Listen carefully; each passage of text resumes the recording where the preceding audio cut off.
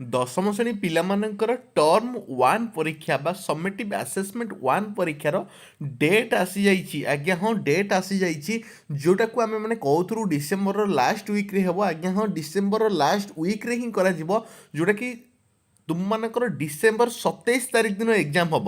ତ ଡିସେମ୍ବର 27 ତାରିଖ ଅର୍ଥାତ୍ ସୋମବାର ଦିନ ତୁମର ଦୁଇଟି ସିଟିଂ ହେବ।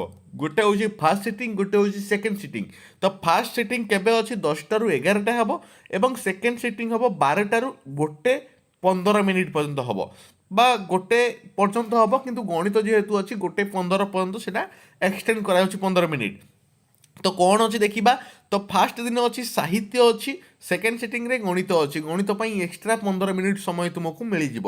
ତାପରେ ସେକେଣ୍ଡ ଯେଉଁ 28 ତାରିଖ ଦିନ ଯଦି କହିବି, ଅର୍ଥାତ୍ ମଙ୍ଗଳବାର ଦିନ କହିବି, ସାମାଜିକ ବିଜ୍ଞାନ ଅର୍ଥାତ୍ ଇତିହାସ ଭୂଗୋଳ ହେବ ଫାର୍ଷ୍ଟ ସିଟିଂ 10ଟାରୁ 11ଟା ଏବଂ 12ଟାରୁ 1 ପର୍ଯ୍ୟନ୍ତ ତୁମମାନଙ୍କର ହେବ ଦ୍ୱିତୀୟ ଭାଷା ଅର୍ଥାତ୍ ଇଂଲିଶ।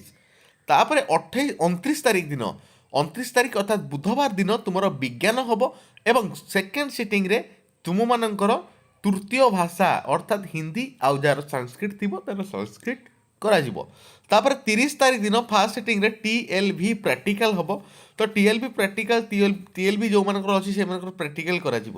ତ ଭୋକେସନାଲ୍ ଟ୍ରେଡ୍ ଗୁଡ଼ିକର ପ୍ରାକ୍ଟିକାଲ ପରୀକ୍ଷା ନିଜ ନିଜ ବିଦ୍ୟାଳୟରେ ସର୍ବାଧିକ 30 ମାର୍କରୁ ଅନୁଷ୍ଠିତ ହେବ। ତ TLV ପରୀକ୍ଷା ଦ୍ୱାରା ପରୀକ୍ଷା କେନ୍ଦ୍ରରେ ସର୍ବାଧିକ 30 ମାର୍କର ଅନୁଷ୍ଠିତ ହେବ।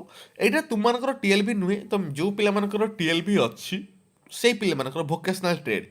ତ ତୁମମାନେ ଜେନେରାଲ ପିଲା, ତୁମମାନଙ୍କର ଭୋକେସନାଲ୍ ନାହିଁ। ଯେଉଁମାନେ ଭୋକେସନାଲ୍ ପିଲା ସେଇମାନଙ୍କ ପାଇଁ 30 ତାରିଖ ଦିନ ପ୍ରାକ୍ଟିକାଲ ତାଙ୍କର ଅଛି।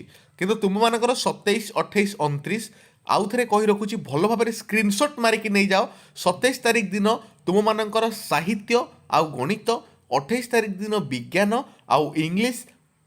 ବିଜ୍ଞାନ କହିଲେ ସାମାଜିକ ବିଜ୍ଞାନ ଅର୍ଥାତ୍ ଇତିହାସ ଭୂଗୋଳ ଏବଂ ତୁମମାନଙ୍କର 29 ତାରିଖ ଦିନ ବିଜ୍ଞାନ, ଯେଉଁଟାକି ଫିଜିକାଲ ସାଇନ୍ସ, ଲାଇଫ୍ ସାଇନ୍ସ 29 ତାରିଖ ଏବଂ ତୁମମାନଙ୍କର ହିନ୍ଦୀ ସଂସ୍କୃତ। ତ ଏଇଟା ପରୀକ୍ଷା ହେବ ଦଶମ ଶ୍ରେଣୀ ପିଲାମାନଙ୍କ ପାଇଁ।